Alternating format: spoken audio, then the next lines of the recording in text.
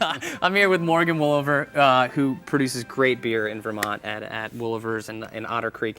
And what are we making today? Sean, today we're making the Vermont Lager beef stew. Great. And how many beers does it take to make this beef stew? Just one 12-ounce bottle. And that's what's great about this recipe for those gentlemen at home or ladies at home who want to buy a 6-pack and use one for the stew and drink the other 5. This is a great recipe for you. So how are we going to get started? Well, Sean, this is, you start out, we're going to brown the outside of the cubes of beef here. Okay, and you got some beautiful North Hollow beef right here. Beautiful. This was great. It's just so easy to go out and still this time of year get good fresh vegetables and grass-fed beef for this. Beautiful.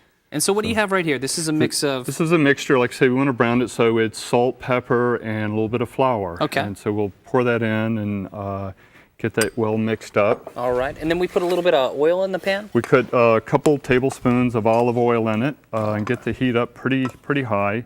As I say, we want to brown it. And this is, I think, a big part of this recipe as well is that we're going to be pulling out some of the fats from the beef. Yeah. And then once we get that seared, we'll pull it out and saute or bring in the onions and some of the garlic. Great. So I'll start sauteing this up. You know, as the holiday season approaches and some of the seasonal beers come out, you guys have a new winter beer that's coming out, right? We do. One big part of Otter Creek Brewing is our seasonal beer series, and right now we have this beautiful raspberry brown ale. It'll be hitting the store shelves, if not already, pretty soon the next week or so. Again, it's working with a good brown ale, which is about the malts, nice sweetness, but this time of year it's nice to have a little bit of fruit to that. And I think it's delightful. I mean, we were actually, we got some samples and we did a little pairing with a chocolate torte, a chocolate raspberry torte. It was a perfect pairing, just knock your socks off. All right, so while we're browning this, this beef up, what's the next step to this process? Well, the next step is once we've finished browning up, we'll go ahead and dish that out. That's the reason for the slotted spoon, because we want those drippings remaining in that. And we'll pull that out. We'll add some chopped up onions. You can see I like big chunky parts of vegetables. And I think most people do. When they eat a stew, they want big chunky. They don't necessarily want that minute brunoise of everything. Right. And then we'll add about half of the garlic here for that to give it a good strong flavor. We'll let that saute for a few minutes just to soak up some of the oils and the fats from the beef there. Then we'll add the cubes of beef back into it, as well as we have some options here. I've actually tried this by cutting up fresh tomatoes if you want, but also you get a lot of great flavor out of chopped tomatoes. You really do. Yeah. You really do. So I'm just taking the beef out of here. And, you know, we were talking earlier and I got really excited.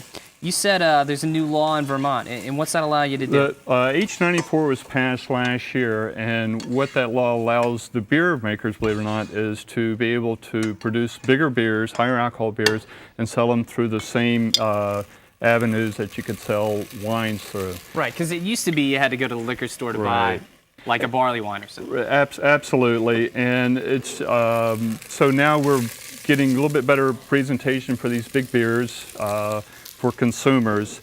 And our first in that series, we've thought about it quite a while and just didn't want to come out with the first thing we thought of, and we're coming out with a Russian Imperial Stout. Which is like... Oh, it is. It's the hammer of just a beautiful beer. It's the Russian hammer of beers. But a lot of like coffee flavors, chocolate flavors, very rich, and of course in the wintertime it's a great beer to have as well. And it puts on the pounds. You know, well, that's the good thing about it. We're about all filling and everything else. So also, I'm sorry, go ahead. So we're sauteing the onions, and then what else do we put in? Do we put in this now? Or no, we want to wait, let that saute a little bit, and then when we're ready, we need to add about half of the garlic. Okay. And once that sautés a little bit, then we're going to add the beef back, as well as then we're going to add the chopped tomatoes. Great. Maybe we'll do the little speedy version. Right, yes. Absolutely. So this is a recipe. It takes, you can easily do it in about 2.5 to 3 hours. Great, especially in the wintertime. You know, it's cold outside and you're thinking about a good meal for that night. Start about 3, 4 o'clock and cooking it up. And then finish the other 5 beers, and then you're ready to You're eat. set, absolutely. Nothing like You want to do the honors? Absolutely. Do we put the beer in now? We or? do. We put Okay. the beer in now, I'm sorry. So, and we... And why Vermont Lager with this Well, recipe? I don't, there's so many great things going on with this recipe. You don't want a beer that's necessarily going to overpower the rest of what's happening in it. And Vermont Lager is pretty much like the pretty milder beers of everything you produce, right? Right. This is what's almost a Helles type, or the German word for pale lagers.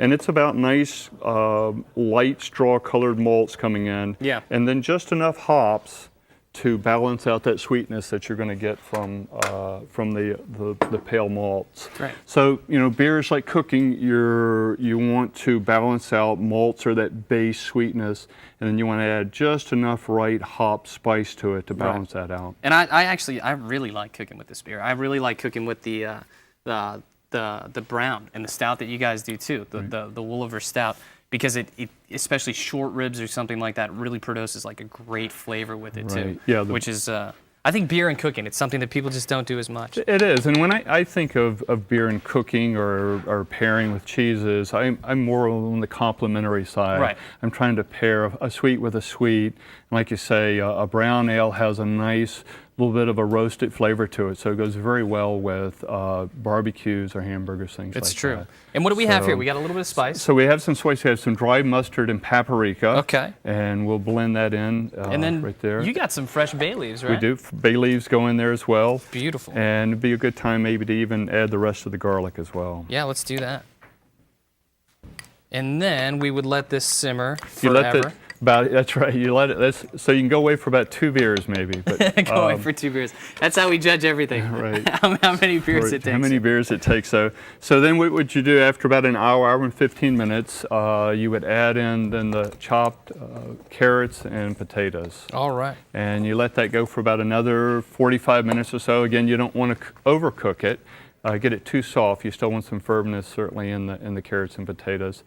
And with the adding of the potatoes as well, the starches in that will start to thicken up. And that's probably why you don't want to add it like right away, is because then it's really mushy, and people still like a little texture. Right. And then when it's all said and done, then we pull out of the magic oven at VPT, and then we have a beautifully garnished beef stew, which I've been looking forward all day because I saved I did not eat lunch for this. There you go. That'll stick with you. This is a good cold weather winter type of dish. It really is good. I mean, just really nice and hearty. But what's surprising, because it doesn't have like, the big brown stock or anything like that. Right. You still get that sweetness from the beer. You do. Yep. Again, that's what lagers are about, or the Pilsner type of lagers, is that nice, soft sweetness you get from the malts there. Doesn't take away for it, but it helps to balance out. You have paprika, you have pepper in there, so you've got some spice just to sort of balance that out as well. It's fantastic. Yeah. Well, with people coming in the holiday season, what should they buy?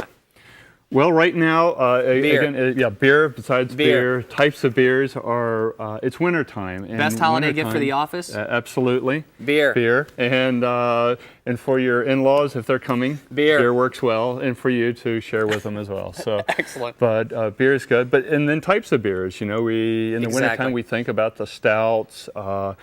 Big malty beers, old style British ales are good. Some of the darker wheat beers from Germany. Those are all great styles this time of year. Skip the champagne, go for the lighter wheats. Yeah, there you go. So, Excellent. And then follow it with champagne if you need. So. If you need to. Well, Morgan, thank you for coming Sean, out there. Thank you. And Wolavers, Otter Creek, fantastic beer. They've been a big promoter of the Vermont Fresh Network. I mean, even your relationship that you guys have with Ben Gleason and supporting local food products out there, Will Stevens, doing great things out there. So we really appreciate it. Great. Thank you very much, Sean. We'll see you soon. All right. Bye.